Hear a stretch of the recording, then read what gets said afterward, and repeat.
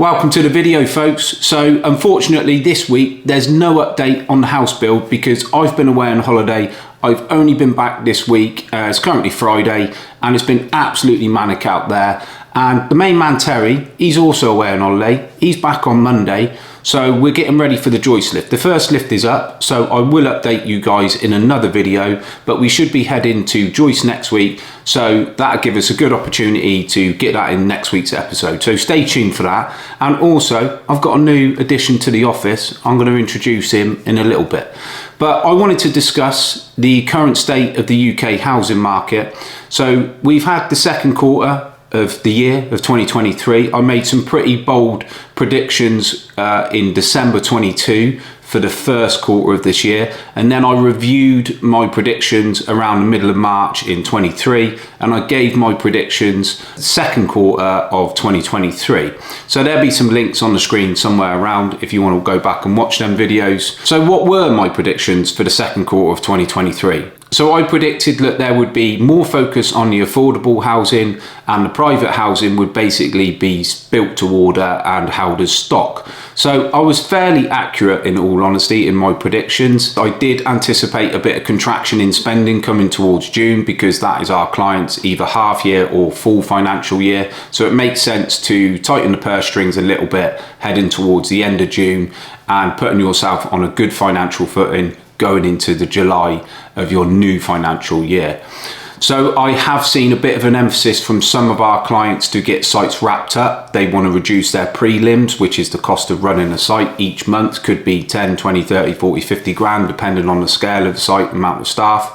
There's been a bit of restriction in terms of weekend working, additional forklifts have been reduced, and just a general tightening of the belt, which is kind of natural. Feedback from some of our site managers is that sales have slowed up a little bit, or they've got a lot of stock plots, but in all honesty, it's July, it's August, it's school holidays. We've got multiple people away ourselves. I've been away. It's a natural time for people to get away, and the footfall in the sales centres is going to be naturally reduced. But we'll have to see what the tail end of this third quarter brings to us as a whole.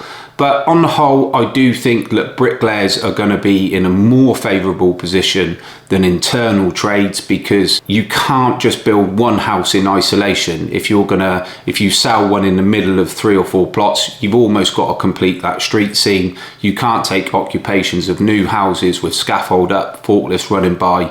So I think for a time being, bricklayers will be okay, roof tilers will be okay, and I think internal trades may sort of have to cherry pick their plots. But this, in all honesty, is no different to the 2007-2008 financial crash. So during the last recession, we had what's called a WIP, which is a work in progress. Every sites have still got them now, but just in the boom time, it's less restricted. I anticipate coming into this quarter and the last quarter of 2023, that WIPs will become even more important to site managers. So a WIP basically is an amount of work that can be done in any one month or any given period of time on any one site.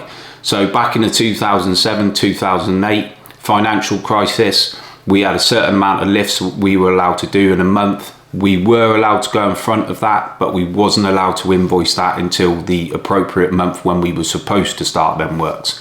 That was made perfectly clear and transparent to us, and sometimes we did and sometimes we didn't, depending on our labour levels and who we wanted to keep working, etc, etc. I think these next 2 quarters are going to be a little bit tricky. I do think the school holidays play a little bit of a part in the sales rates, obviously, with people being away. And to be perfectly honest with you, I think 13 increases in interest rates has helped absolutely no one. I think they should have just ripped that band-aid off, increased them to 6% and been done with it, because now everyone's cautious about whether interest rates will go up again. Will they stabilise? Will they stay? But in all honesty, we've had a decade or more of virtually free money, and 6%, I can't see them coming below that. I anticipate them floating somewhere between 4 and 6%, which is just realistic terms. Back in 1989 and 1990, interest rates actually went to 15%. I don't think we're there yet. I think inflation has come down a little bit, which is great, but I do think the Bank of England could have just gone from 1% to 6%, gone through the pain, everyone knows where they are, inflation would have come down quicker, stability and confidence in the market, but they didn't, and we are where we are. I do not anticipate any more increases in interest rates as long as inflation is under control, which it appears to be. And I do think there will be a reduction in house prices, as I previously predicted back in March. But in reality, the increase in prices in housing has been astronomical since the pandemic. And if you look at it in the grand scheme of things, they're probably going to come down to above where they were pre-pandemic. So in reality, it's a little bit of a red herring, house prices at the moment anyway. One encouraging sign for us is we've still got plenty of tenders. We're still tendering work now. We've still got sites coming through the door. And I do remember in the last recession, tenders were sort of few and far between, in all honesty, but we're probably working on 4 or 5 current live tenders. Whether or not they all start, how fast they start, who's going to know them things. But I do think that's a very positive sign. And as I said, even back in December of 2022, the housing industry is not going to grind to a complete halt. It's not. It's always been sales led. It always will be. And if the sales slow down, the output will slow down. But interest rates should stabilise. People should get to grip with the cost of living and the newfound rate, which is just normal interest rate. And I think we'll be all right. So next week, we're going to get my house up to joist, because ideally I want to be in for Christmas. That's if I can afford it with the new interest rates, but we'll cross that bridge when we come to it. Hopefully the industry remains positive. I'm positive. And one thing I do know is in a downturn, there's always opportunities. There's opportunities to recruit good labour. There's opportunity to get new clients. There's opportunity to purchase land at a favourable rate. And one other thing that I do know is booms typically last around 10 years, and recessions, bar the 2007-2008 debacle, typically a recession will last between 18 and 24 months.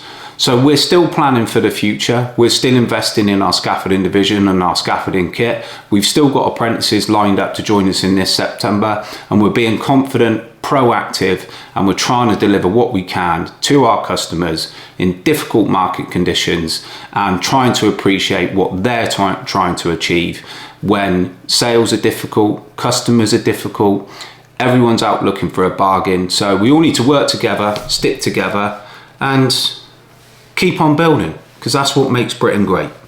So I'm going to introduce you to my new mate now. So let's have a look, shall we? So here he is. So this is Donatello. I mean, how cool is he? I mean, he's actually really super fast as well. When you put him on the deck, he like motors along. So this is not technically my turtle. This is actually my nephew's turtle. So there he goes. And he's going to grow into, see how fast he is? He's going to grow into one of these sort of big African turtles, you know. So we'll get him out, we'll put him on the floor, and we'll see how he goes. But he's a cool little dude. I mean, look at him. Here he goes. Look, watch him motor along now. Look. There you go. There we go. Once he gets his head out of his shell, he's going to have a little motor along. So he's just checking out the surroundings, getting his bearings. Then watch him go for he's quite heavy as well.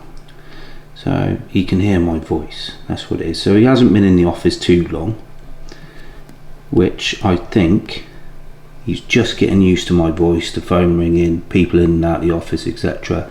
But he's super cool, isn't he? I mean, look at him. Here we go. He don't like the camera, look. See if we can get him motoring along, shall we? Here we go. I mean, how cool is he? He's like a little dinosaur. So he's going to grow massive. He's going to be like, you know, like an armchair. So here he goes, look. Oh, he's blending in with a carpet. You can't really see him that well. So here he goes, he's off, look. Motoring along. They like to explore, by all accounts.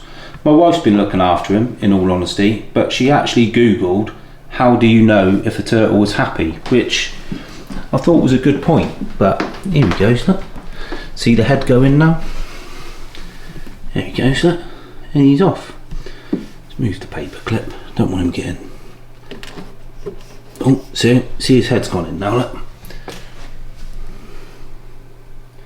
So here's my new little friend. Here he is, Donatello. Go on, mate, say hello to the camera. See if we can get around this way, shall we? Here he comes, look. Oh, he's going back that way now, look.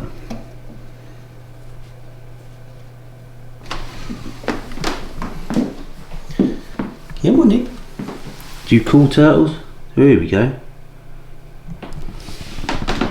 There he is. Where are you off? See, he's super cool, isn't he? So let's put him back because I don't want to lose him.